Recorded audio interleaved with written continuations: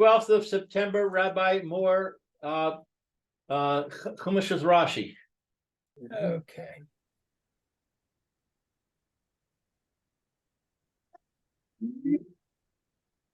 So I have a question. Yes. Well, Waiting. yesterday, we read Pasuk 6 in Right. Just may I have you appraised of the 25. situation for learning the end of chapter 21 in Bereshit, which is the Kriyas HaTorah, which we're going to be reading on Rosh Hashanah, first day of Rosh Hashanah. Oh, okay. So beginning. I'm going to get my Sefer and Bereshit, right. I'll be right back. Gracious. Okay. Yes, yes. Hello. Hello. What should I wait for Meir so he can No, understand? let's present the question. Just let me hear the question. Okay. So it says that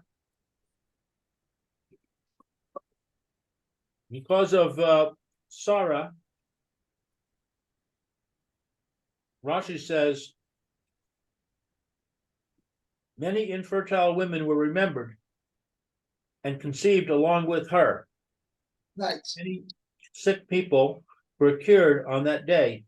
Many prayers were answered along with hers, and there was cheerfulness in the world. Yeah. So my question is, why did Hashem make the world so miserable? It's all relative. I mean, Akash Baruch had this cheshbonos why he held these women to be barren till now. I mean, not everybody was barren. There were plenty of people living in the world. But each person on his own merit was not deserving. It could be, in general, apart from Avram Avinu, it says Avram Avinu saved the world. Because had not Avram Avinu come along himself, then Kosh Baruch Hu would have brought, well, he wouldn't necessarily brought another Mabul, but just like what happened to Sodom, because of their bad deeds, it got totally destroyed. So many other places may have also gotten destroyed, had not the influence of Avram Avinu been so strong to save the world. That's the Mishnah in Ovis. The Mishnah in Ovis says there were first 10 generations between Adam and Noach, until the Kosh Baruch Hu had to punish the world and kill everybody except for Noach and his children and his family. So that was one stage. And then the next stage was there were 10 generations between Noach and Avram, and there was again major deterioration from Noach all the way down to the generation of Avram Avinu. But Avram Avinu was of such exceptional character, and he was of such exceptional personality and deeds that he was able to save the entire world. And Kaviyachal HaKosh said, well, even though everybody else is no good, but at least we now have an Avram in the world that can save the entire world. So over here as well, there was people, it could be many people, the other women who were, whose prayers were answered together with Sarah's prayers, right? It could well be that in their own right, on their own merit, they would not have been deserving of having children, but because of the prayers of Sarah and Avram Avinu together, their prayers had a desirable effect, that they could even affect that not only Sarah herself was able to have children, but the other women as well. I don't think you can say they were not deserving. In their own right, correct. So there's two ways of looking at it. He's going to say, well, it was merely the prayers of Avram and Sarah that really were, it doesn't say actually they davened on their behalf, but because HaKadosh Baruch Hu wanted to make it such a happy world, let's call it that way, so therefore HaKadosh Baruch Hu answered their prayers as well. And also, as another point, is that the influence of Avram and Sarah made the prayers of all the other women who were praying, maybe it's up the level of their prayers. Was the mere fact that even Avram and Sarah were existing in the world, but they were an example to the entire world of exemplary character. This alone up the level of everybody else's prayer. Says, wow, you see how these this old couple, Avram and Sarah, are praying, and how with such sincerity and such purity of character. I wish I could be on that level. I wish my prayers could be on that level. So that alone up the level of their prayer. Okay? Okay, I hear. Okay, let's go. Pasuk Zayin. Mary, Right. you want to go? We haven't heard your voice in a few days. Okay. Zion. It says, let's see, Vatomer, me, Odot Bino. Hold it. No, I missed the page. Oh, I'm sorry. Me, Milel Abraham, Eini Kavanim Sarah, Ki Yaladiti Ben Lizukunav. Okay, so let's see, what's it? Zion. So, and I guess she said, who is Milay? Mileu, okay? Oh, Milel. Okay. I'm not sure what Milel is. So Rashi's going to say, Rashi's going to say that the word mileu means to speak. Oh, okay. Can you see So that in the next Rashi? But who okay, yeah. Who spoke to Abraham?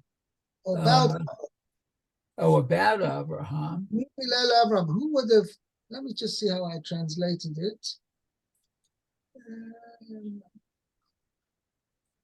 Who spoke about Abraham?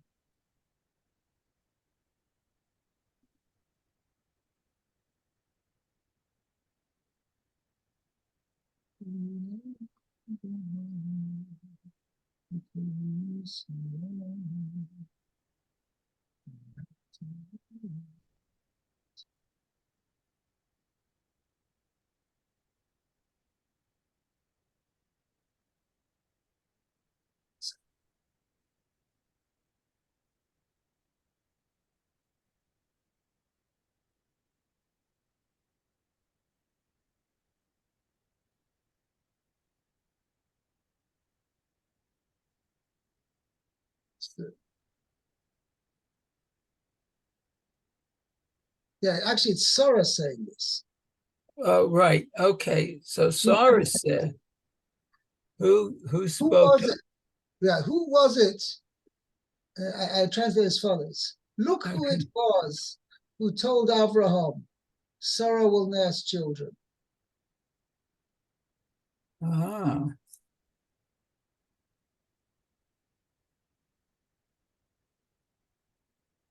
You'll see in the Rashi. There was I took a few words from Rashi to add it in. The actual words, look who it was, does not appear in the Torah.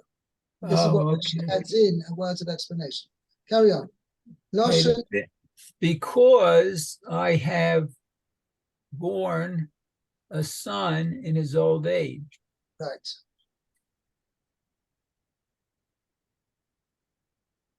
Okay, so let's go to Rashi.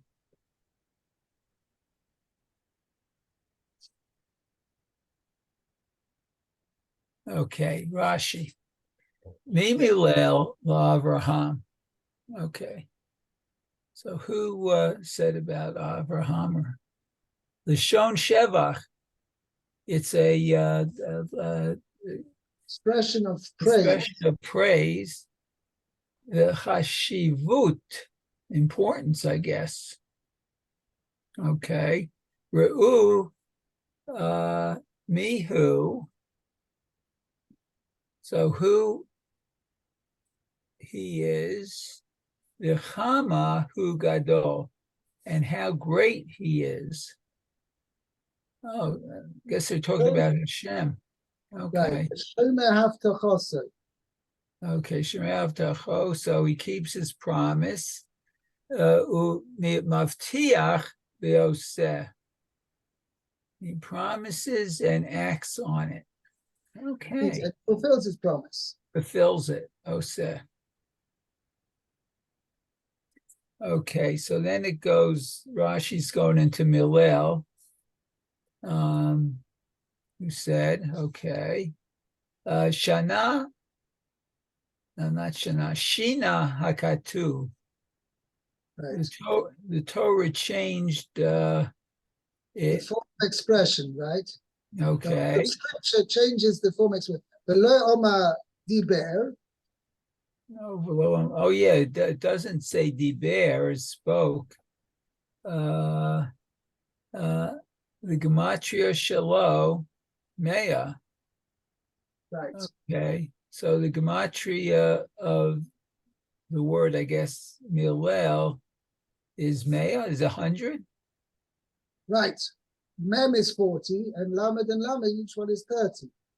Oh, 40, okay. 30 makes 100. Okay. Kilomar, that is to say, Lesof Mea Avraham, that in the end, or finally, at the end of 100 years of Abraham's life. Right? Meaning that's when he gave birth. She gave birth. She gave birth when he was 100. Okay. So it's like, in other words, it's just a remez to that. That's why she used that term. It's a hint at that term. Okay. So that's why it changes the term. That's why it changes the term to hint at this idea that she gave birth when Avraham Avinu was 100 years old. Uh-huh. Okay.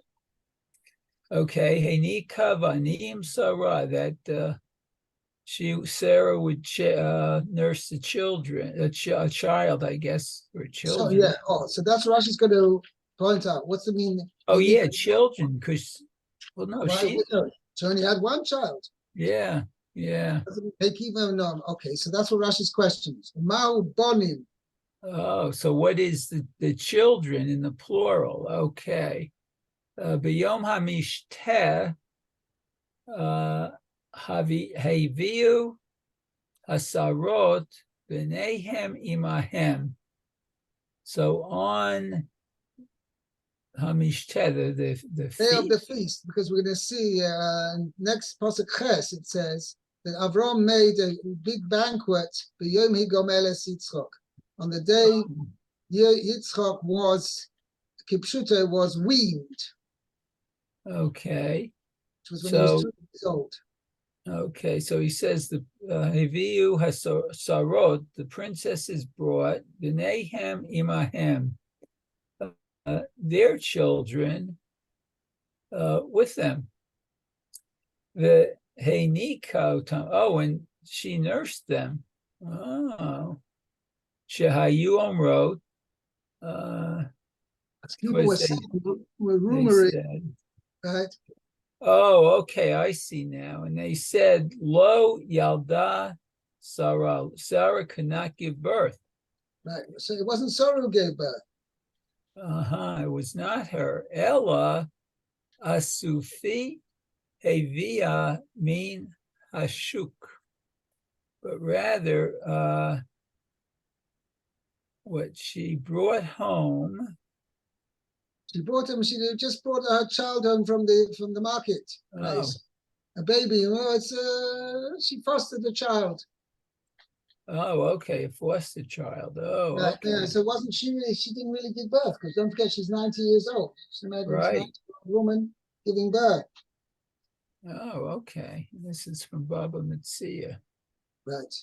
So in order to show that she herself had given birth, so she nursed not only her own child, obviously she nursed the other children Other as well. children too, and That only could be that if she herself was to have the ability to give birth, and obviously a woman doesn't get milk, right, unless she herself has given birth. right. Very good. By the way, she can obviously increase her amount of milk by if she nurses others. That's why you have it's called a wet nurse. Right, that was in obviously I don't think it exists today, such a concept. But in the olden times, where the rich women were either too busy or too lazy or whatever it was to nurse their own children, they would hire a wet nurse, which means another lady who'd recently given birth and she had a lot of milk, and she would nurse this not only her own baby, but this other woman's baby. Right. Okay. Anyway, so this is so. Not only did she nurse Yitzchak, but she also nursed the children of the other noble women. Okay. Right. Okay. Okay, Lou, let's go into Pasuk Ches. Vayigdal hayeled, vayigamal, vayas Abraham, mishteh gadol, vayom hagamel es Higomel. higamel es Yitzchak. Right. Okay, so the child grew and was weaned. And Abraham made a great feast on the day that Yitzchak was weaned. Right. Rashi says, L'sof esrim va'arba'a chodesh. At the end of 24 months. Because in the times of the Gemara, in earlier times, traditionally, a woman would nurse the baby for 24 months. That was the nursing period. It's interesting, I don't know where I read it somewhere, that traditionally there was a 3-year gap between one child and the next. Oh. Because obviously it's the 9 months until the woman became pregnant or whatever. So there was 24, she would give birth, nurse the baby for 24 months, and then only afterwards she would be able to become pregnant again. And then, so there was a 3-year gap between one child and the next. Okay, anyway, Akoponim, that's what it means. It was weird. That's where Rashi says at the end of 24 months, that was the standard period of nursing, was 24 months. Okay, great feast. Nowadays, women, it's lucky if a woman can manage to nurse for a year. Anyway. Okay. Mishte Godol.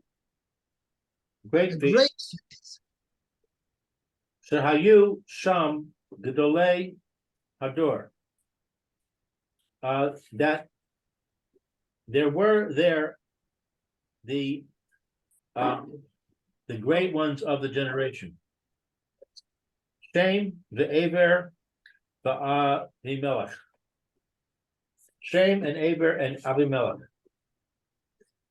So Rashi explains here, Mishte Godol doesn't Rashi, the Torah, as far as Avram is concerned, the Torah would not describe call it a great feast merely because there was a 10-course meal.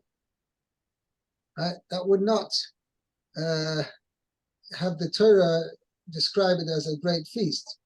So the idea is that it was great as far as Avraham Avinu's concept of great. And the greatness for Avraham Avinu was that it was attended by all the important great people of that generation.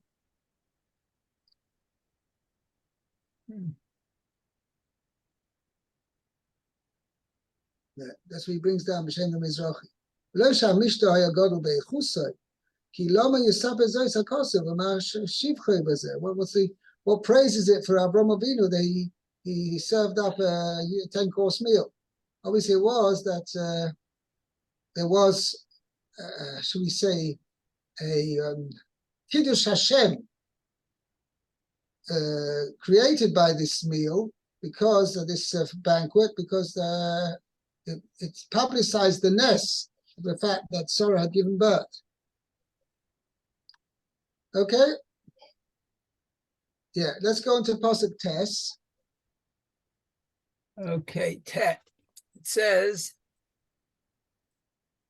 Vatere Sarah et ben Hagar Mitzrit Asher Yaldala Abraham Mitzachek.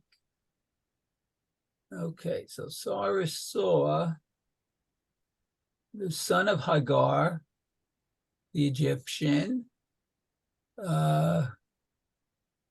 who bore to Abraham, Right.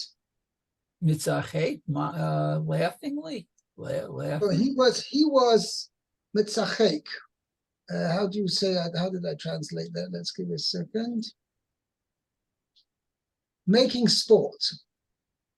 Ah, Okay? Amazing. okay. It's like being a lad. Don't forget this Yishmael was 14 years older than Yitzchak, because Yishmael had been born when Avraham Avinu was 86 years old when Yishmael was born, and he was 100 years old when Yitzchak was born. So it was a 14-year gap. Okay? And he was 14 at the time, and he was behaving like a teenager. Rashi's going to explain it wasn't just a teenager. He was up to no good. Okay, so Rashi, Mitzachek, we said that was sporting. Okay, Lashon Avodah Zarah, it's a language of idolatry. Right. Kemoshe Ne'emar Vayakumu Litzachek. Vayakumu, they got up to it says sport, yeah. Right. Right. It says, meaning this was by the sin of the golden calf. Sin of the golden calf. So they Okay. built a golden calf, and it says they ate and drank, and they got up to make merry. Okay, to make sport. And the idea was, obviously, they were serving the golden calf. They were serving idols. Okay, so davar acher, another expression, lashon giloy arayot, connotates sexual immorality. Okay, kama detema, as one says. Yes, we find this phrase used, the tzachek, with regard to immorality. Okay. As we find later on, the wife of Potiphar said to her husband that she complained about Yosef, that he arose, let tzachek be, to make sport with me, and obviously it refers to immorality. Oh, okay. Okay? Okay, very good. Let me go on. Davar acher. Okay, so davar acher l'shon rechitza. Oh, No, Ritzicha. ritzicha. That's murder. Lo Right. tirtzach. Yeah. Okay, so it connotates murder. Kemo, as it says, Yakumu na hane'arim. Let the youth get up. By Yisachar. The young people get up. Young people get up. By Yisachaku lefanenu v'gomer. Let them play in front of us. Play in front of. Right, which means basically they would spar with each other, but there was real sparring with swords and everything. Oh, wow. It's interesting Okay. exactly what's shot over there. I don't know, because this is talking about David HaMelech. And obviously this is part of the what the idea why David HaMelech did that, I do not know. But okay. Okay. So No problem. This. So by the way, we see in general from here that basically the word mitzachek, schoik, connotates all the three cardinal sins. That's what we mentioned over here. oh, We've got very three good. cardinal sins: avodah zarah, gilui arayis, and shlichus domim. Yep. Okay. Idol worship, immorality, and murder. So the idea, the chayra, that when a person laughs, right, he in a way loses himself.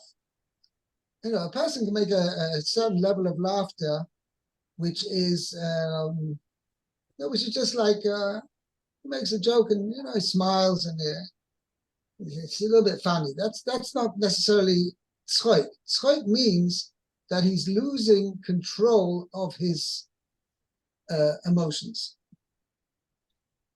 Uh-huh. And that is basically the goal of the Yetzer Hara, that an intelligent person should not lose control of his intelligence is not driving him, but what he's doing is a result of his base emotions, not in other words, his intelligence, his mind is not controlling him, but his base emotions are controlling him. And tzchoik, basically, which indicates laughter, when a person's laughing, sometimes a person is told a joke and he loses control of himself, right? Mm-hmm.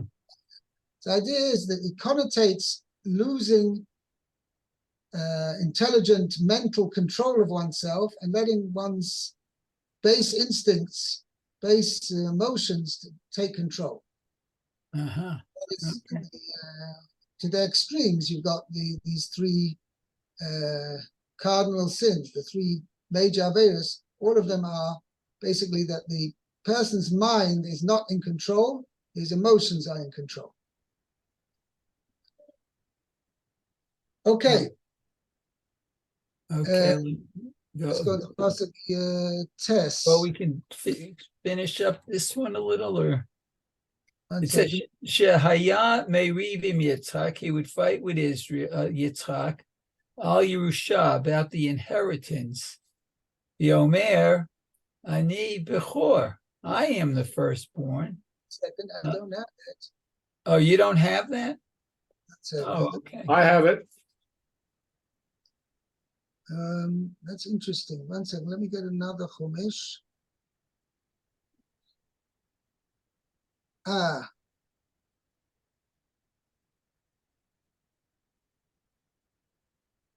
have it on the next pasuk. Yeah, sometimes these Humashim do that. 1 second. What under what heading do you have it? It's under the same heading, Mitzachek, mocking. Let me see another Humash for a second.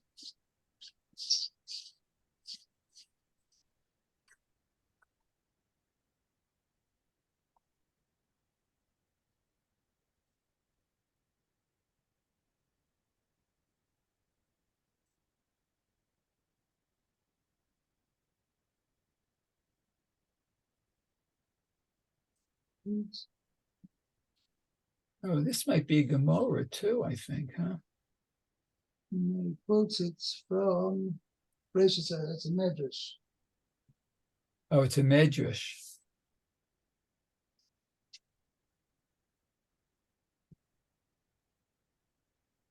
I have a quote from Shmuel.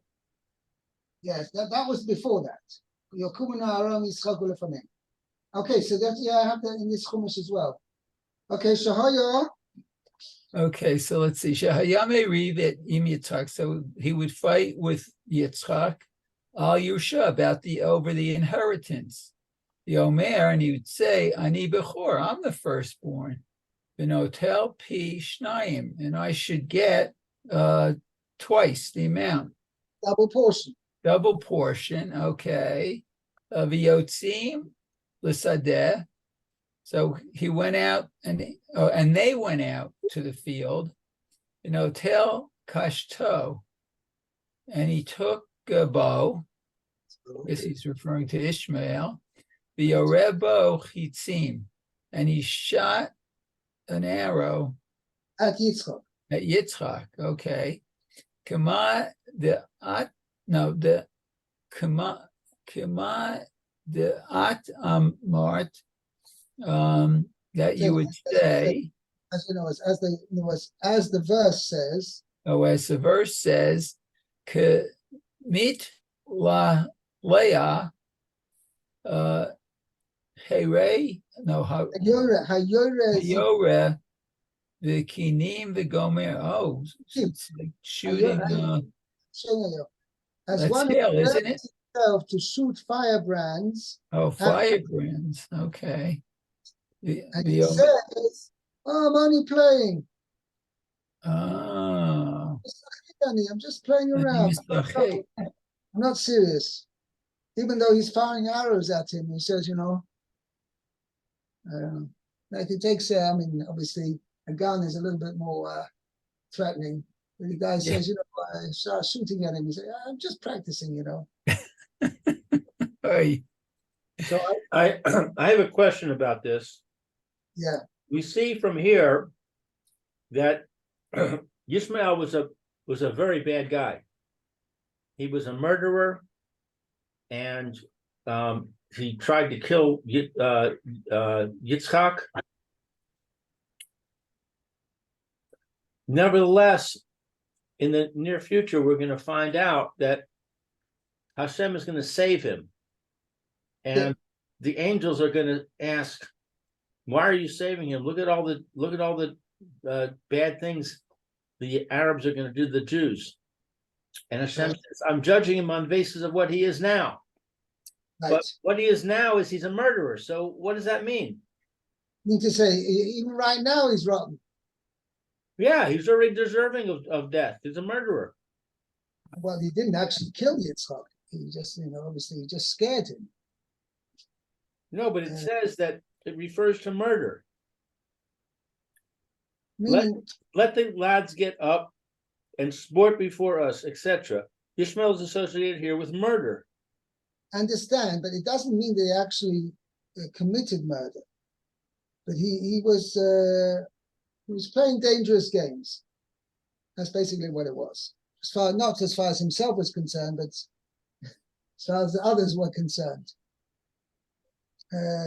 So it associates him with murder, but he's not a murderer? Yeah, that's why he didn't actually murder anybody. That's why I said, but otherwise you've got a very good question. I might say he was, if he had committed the 3 cardinal sins, it doesn't give him a very good report card. No, it doesn't. But he's at least guilty of attempted murder. Right. So he shot arrows at Yitzchak. What's the sentence? What's the sentence for attempted murder? Anyway,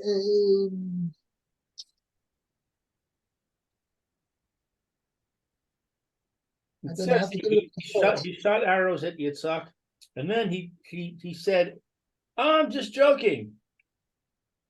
Right. My English says, "Thus Ishmael would shoot arrows at Yitzchak with the intent to kill, and claim it was only in jest." Right. It's quoting Breshis Rabbah. Correct. That's exactly what we just read.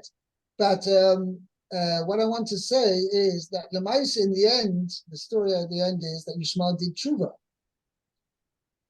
He had definitely. It doesn't say I'm judging him based on what's going to happen in the end. It says I'm judging him based on what's now. Understand. So obviously, if he was able to do tshuva, it means that although he had bad character traits in him, they were not so deep that he was like he was a goner. He was rotten to the core. He was bad, right? He had done certain bad things, but Lemaisa, his evil, his wickedness was not deep, and therefore, Kodesh Baruch Hu said, "Well, we will save him because Lemaisa, because in the end, he himself, Ishmael, did tshuva. So therefore, you can see that his wickedness was not evil to the core." By the way, the Mefarshim point out, and we discussed this in Parshas Kiseitze, what is the difference between Yishmael and the Ben Sora or Moira? And some of the Mefarshim learned, I just explained to you now, that the Ben Sora or Moira is wicked to the core. He shows bad character traits that he's no hope for him. Whereas Yishmael, he himself, right? Who did afterwards? It's the time of the angels was that his descendants are going to treat the Jewish people very badly. But Ishmael himself wasn't so wicked. So therefore, that's why Kodesh Baruch Hu gave him a reprieve. Okay, very good. Okay, we will adjourn here and continue. Okay, thank you very much. Thank you. Sorry I missed the other classes, but Okay. We missed you, Mayor. I know because before Elul, Rabbi Moore was giving us emails that he was, so I was always waiting for an email. I didn't realize to go to your site. Okay. Oh. But tomorrow, go to your site since you seem to be sponsoring the share now. Okay. Let's say have a great day. Be well. Okay, you too now. Bye now. All Bye, right, Lou. take care. Take care.